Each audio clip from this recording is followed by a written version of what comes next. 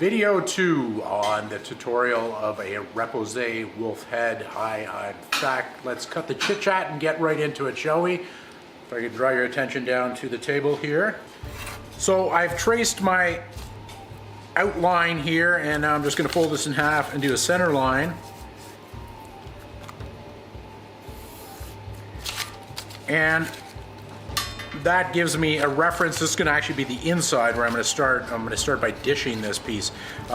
Most of the dishing I want to happen right in here. Get the snout and get that height. Specifically, this will be the highest spot there. So I grab the sandbag now and start getting a bit of a dome in there. Take my ball peen hammer and we're off.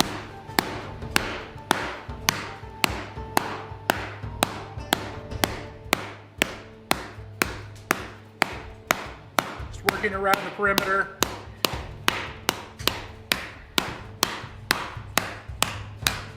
Notice all this distortion here, so you'll just have to go in to the other side and just flatten it out on whatever table surface you have.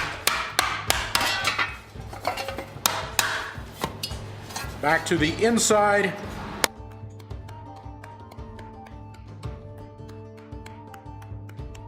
Focusing most of my efforts on the top of the snout there, the very end there, trying to get my most depth there. Around the perimeter, very little. It almost decays back into flat on the sides.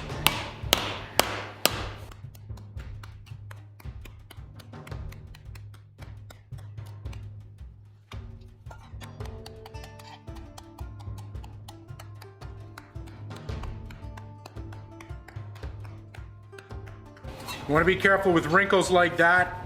You don't want to let them get too deep. Sometimes you'll have to get in over an edge, open them up, and just make sure that you are able to hammer that down again. What you don't want to do is fold it over on itself, at which point you're kind of screwed.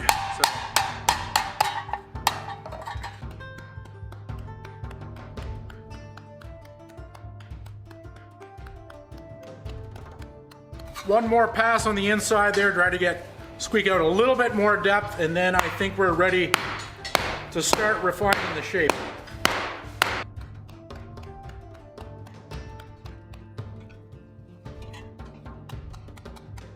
Okay, so we've achieved some depth there. We're probably close to 1.5 inches at this point, and I think that might be enough to really get us started.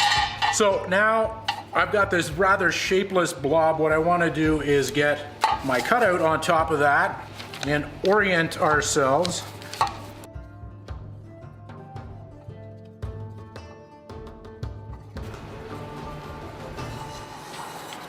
And get our ever important center line. Notice I'm not being overly precise on this because there's still a lot of fudge factor in here, room to move things around. So I've just roughly got that defined now. Now I know where I want my perimeter there. I'm just going to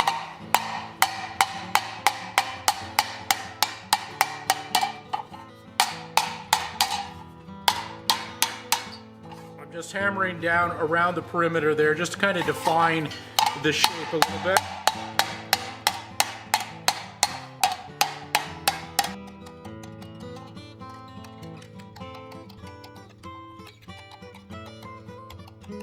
Okay, now refer to our clay mock-up here, and I want to start really concentrating on this area here.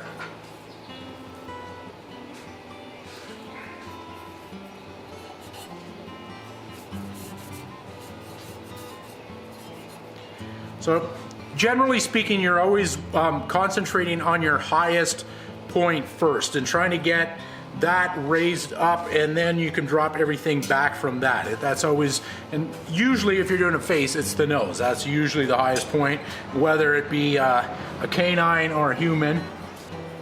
And I'm just putting the eyes in there just kind of as a visual reference. So that just gives me a bit of an idea of what I'm trying to achieve here. Now I want to go over to the stake and start dropping that nose in there, defining that.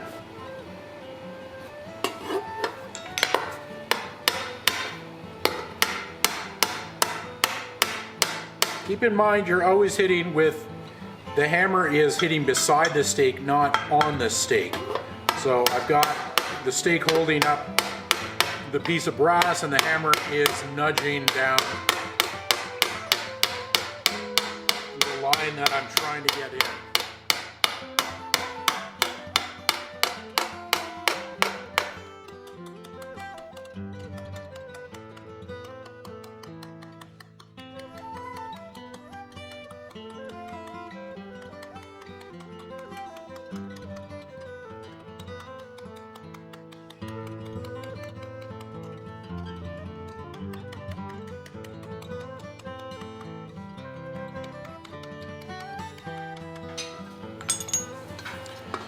So I've just brought it down, keeping everything dull. I'm not defining it too much, but I brought down that depth and defined that nose there. It's coming up nicely.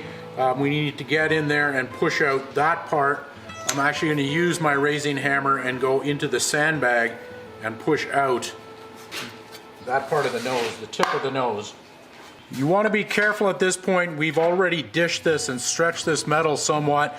It's beginning to work hard, and what now I'm doing is pushing out a more sharp area there. So it's a little bit dangerous at this point. So I'm going to be hitting very lightly. Very easy to split the metal. So I'm not using very much force at all. Lots of little blows rather than a few heavy ones.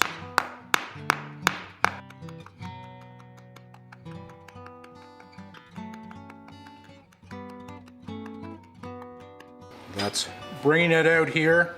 It's starting to come out nicely. Need to do a little more. And that's starting to define that quite nicely.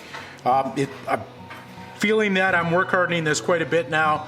I want to anneal it before I try to achieve any more depth than that. So that will give me a good starting point. We're going to go back to the stake now, and I want to define the cheeks. Grab a Sharpie here. And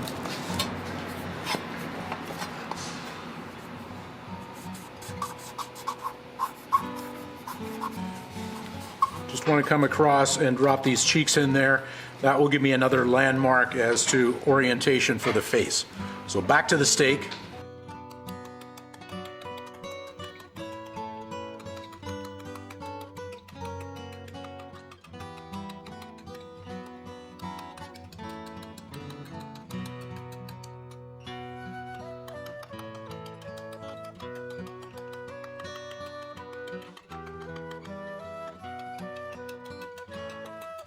Okay, so cheeks roughly there. While we're at it, let us do a couple of the high spots. Something like the ears right here. So this part here, I'm just going to raise that part up there.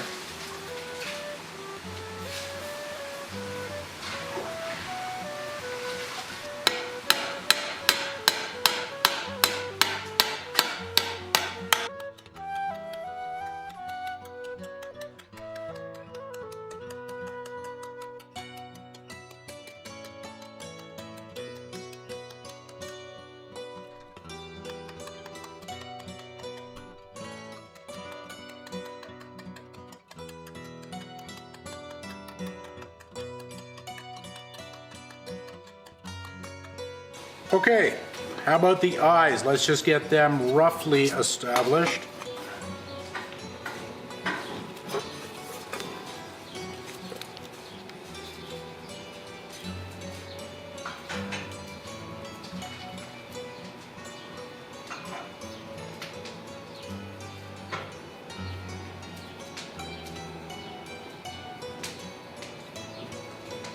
I find the eyes are one of the trickiest pieces to get, one of the trickiest details to get. It's something that if it's not right or if they're asymmetrical, it really shows up and kind of makes for a jarring sort of look to it. So trying to nail down the eyes is something where you're going to want to spend a little more time. You get away with distortions on something like the ear or even the nose, but the eyes, need to be fairly precise. I don't know, the human eye can just spot deviations in that. So that's something where you're gonna have to concentrate a little bit more.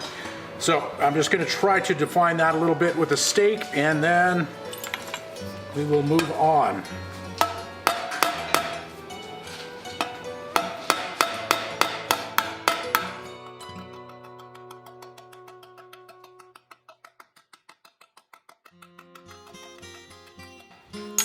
So I'm just getting, and I've got my curve stake here, which is the one I'm using for the entire process. I'm just trying to get that brow ridge established and drop down the eye as a cavity for the time being. We'll pop out the actual eyeball a little bit later, but we need to establish kind of the skeletal brow structure there first.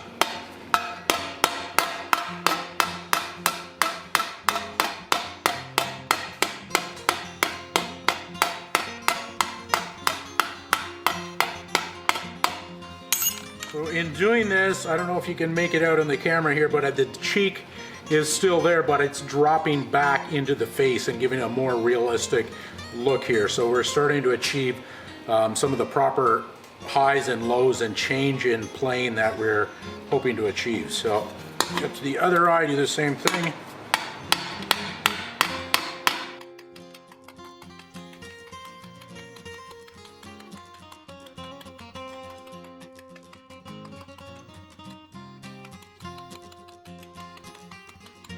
This is a good example of the 80-20 rule, where we were about 20% into the actual sculpting and about 80% of the shape is there. It's looking pretty good already. I'm quite pleased. I usually get kind of pumped up at this point, thinking that things are coming along nicely, and then you'll find as you continue into it, the law of diminishing returns, it just gets more and more difficult. But there's usually a little rush of excitement at this point, so hopefully when you get to this point, you'll be feeling that as well. I want to take it over to the forge now and anneal it, because I'm feeling things starting to work hard, and I can feel it under the hammer. I can also hear it when I'm hitting the metal, and it's something that you get to be familiar with. So I'm going to anneal this and then back to sculpting. Now that it's annealed, all my Sharpie lines have disappeared, so I'm just seeing the natural bulges here. So that gives me a reference as to where things need to be sharpened up a little bit. So I'm just looking at spots I need to work on. I need to bring that out. I need to bring this part in and back. I need to sharpen up in here and also there and there. So I'm just using soapstone now because these are going to disappear very quickly, and this was also still a little bit wet, and Sharpie does not work on wet stuff. So I'll probably switch to soapstone for transitionary markings at this point in time, and they're just to give me a quick reference as to where I'm tackling.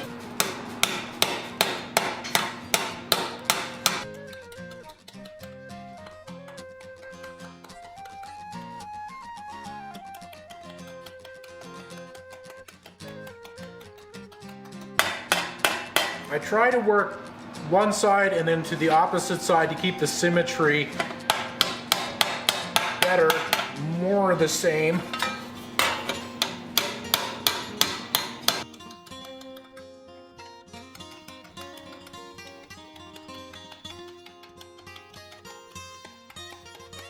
So in this case, I have the stake on the brow here, and I'm trying to push the snout back in. And I'll have to shift to the other side to balance things out. So if you can see, I'm actually hitting like that.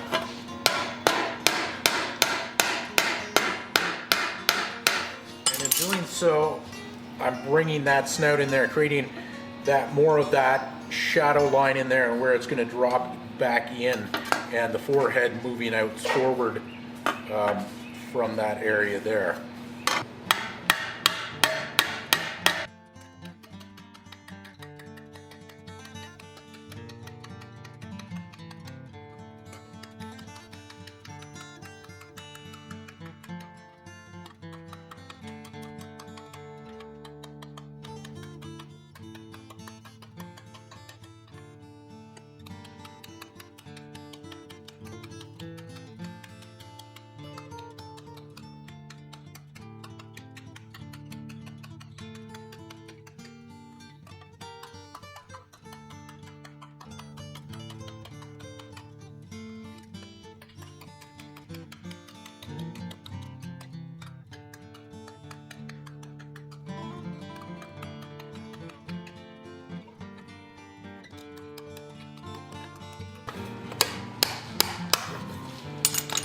All right, so the easy parts are over now. It's time to start bringing these distortions out and trying to make everything sharpen up a little bit. I've got my basic landmarks pushed out, but they're very rough and crude, and now the refining begins, and this is where things start getting very tedious. So here we go.